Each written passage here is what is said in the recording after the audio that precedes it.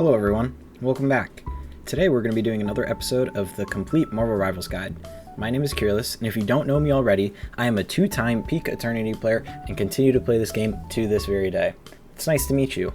This is the Complete Marvel Rivals Guide. It is a series where I will be posting every single day going over high-level concepts that you should be utilizing in your own games if you want to improve. My overall goal with this series is to help a ton of people to achieve their peak ranks. And without any further ado, let's get into it.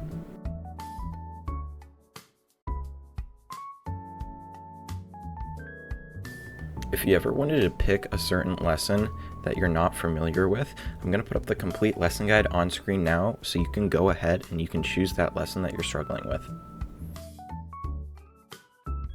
Okay, I didn't post this video yesterday, so I'm aiming to post 2 today just to make up for it. So a little recap, last lesson we talked about resource management and how every single fight involves spending health, cooldowns, positioning, time, ultimates, players, blah blah blah. But today we're going to be asking like a more simple question, and that's going to be like, what was I got worth what I gave up? So this goes into the concept of trading, and trading is giving up one resource in exchange for another. And pretty much in Marvel Rivals, nearly every single decision is some kind of trade, no matter what it is. And your goal isn't to avoid giving up things, your goal is to make the favorable trades, because when you make the favorable trade, then you're more likely to win the game. So the important distinction is that a trade doesn't have to be like one player dies for one player dying. A trade can be something like more simple, just for resources. It can be a health for space trade, or cooldowns for cooldowns, ultimates for ultimates, positioning for an elimination, like that would be an example of a big trade, or time for objective progress, or your life for a more important enemy's life. These are all examples of trades. It doesn't just have to be player versus player. So a good trade is when you give up something that is actually less valuable in order to gain something more valuable. So this might not make sense, let me go through it a little bit. An example is like your DPS dies but kills both of the enemy strategists.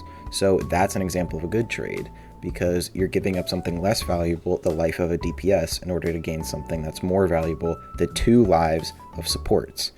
More examples are 1 ultimates force 3 ultimates, you take damage to force the enemy off of high ground, or you sacrifice yourself to guarantee the final capture. And as you can imagine, a bad trade is the opposite of that. So it's you spend something more than what you receive. So a couple examples is like using an ultimate to kill someone who already was gonna die already, or dying just to deal some damage. That's like a horrible trade. Another thing is giving up on high ground to chase 1 low health enemy, or spending 3 ultimates to counter 1. You shouldn't judge the play based on what you lost, you should judge it based off of what you got in return.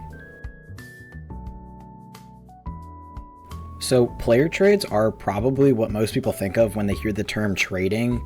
So like for an example, your Spider-Man dives the Luna Snow and the Spider-Man dies, but the Luna Snow dies too. Is that good? I mean, it kind of depends. We'll get into that later. But like this is technically what people think as trades.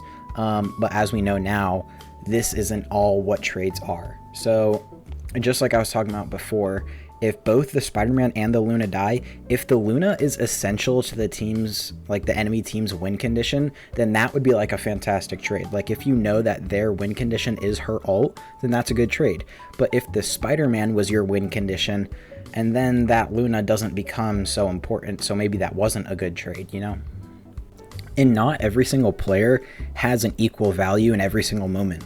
So like an enemy with an important ultimate, or like a crucial role in their team composition, or someone that has strong positioning, or just anyone who's going to have like high impact in that current fight, they may be worth sacrificing more resources to eliminate. So like if you're approaching the final fight and that Luna has her ultimate, your Psylocke will trade her life to eliminate the Luna before she can use it, and now the enemy loses their strategist, the main win condition, and their defensive ultimate, which is like an excellent trade. Now, this is where I'd kind of challenge the idea of like dying is always bad, because there are good deaths. Usually dying is bad, but not always. A good death will create more value than it actually costs. So like an example is like dying to secure 2 eliminations, or dying to prevent the overtime touch, or sacrificing yourself so that your teammates can escape, or even trading yourself for the enemy's main win condition. That's another example as well. So in these specific examples, these are actually good deaths. These are ones that are going to help your team win the game, instead of bad deaths where it's going to hurt your team. And now these bad deaths are obviously the opposite. They're like the deaths that don't accomplish anything. So like dying after the fight is already lost, or chasing someone and then getting traded for, dying before your team is ready, or dying with all your cooldowns available. All of these like don't accomplish anything, and they're just a waste of resources. So if you're going to give your life, make sure that you're trying to like get something else with it. So the resource trades are pretty much directly connected back to lesson 17. And like example is like you use 1 defensive cooldown and the enemy uses 2 offensive cooldowns and an ultimate. That's an example of a great trade. Or like you use your ultimate and the enemy is simply walking behind cover. Now you pretty much gain nothing and you kind of wasted an ultimate. So that's like a bad trade. So now we're going to go into objective trades, and sometimes you deliberately give something up. So like this is a little bit confusing, so just stay with me here. But the enemy captures like 10% of the objective, and instead of like desperately contesting like the 3v6, your team waits for everyone to respawn. So you in turn trade the 10% objective progress for a 6v6 next fight, instead of making it that 3v6 fight and then losing it. So in this circumstance, this objective trade is completely worth it. So that way you can go in when you guys are probable in winning the fight instead of unprobable. So now we're going to talk about trading your win conditions, and this goes back all the way to lesson 8. So if you haven't watched that, I recommend that you go back and watch it. But you should always ask yourself which resources actually matter the most, and which resource is the team's win condition. If the enemy relies heavily on one hero, trading for that hero is often way more valuable. So if your hero is essential to the team's plan, your life is the most valuable on your teams. So if you guys are looking for a trade, you should be looking for those people so you can get the most value.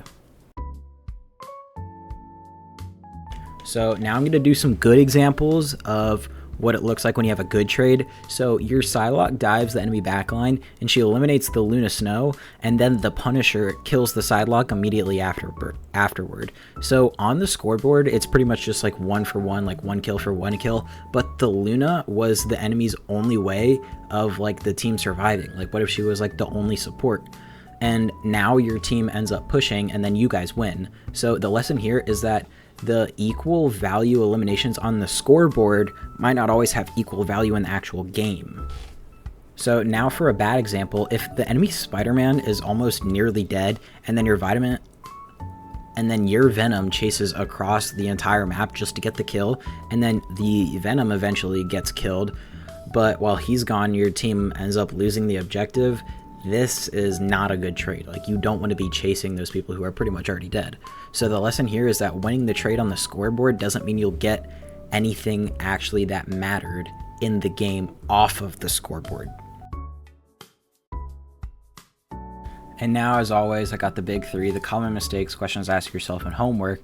First, for the common mistakes that I see in the lower rank games is thinking every 1 for 1 is equal, which it's not, refusing to sacrifice anything, trading your life for low value damage, ignoring the objective value, and chasing kills that cost your positioning, and judging trades based off only the scoreboard, which 99% of the time it's not just based off of the scoreboard.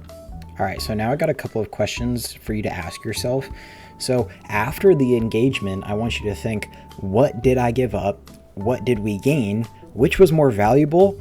Did the trade help our win condition? And also, would I make that trade again? So now for the homework. For your next 5 games, whenever you die, don't immediately ask yourself, was dying bad? But you should instead ask yourself, what did my team get in exchange for my death? Because not every single death is bad. So if the answer is nothing, figure out how you could have avoided it. But if your death gained an important elimination, objective progress, space, enemy resources, whatever it is, decide whether the trade was actually worth it.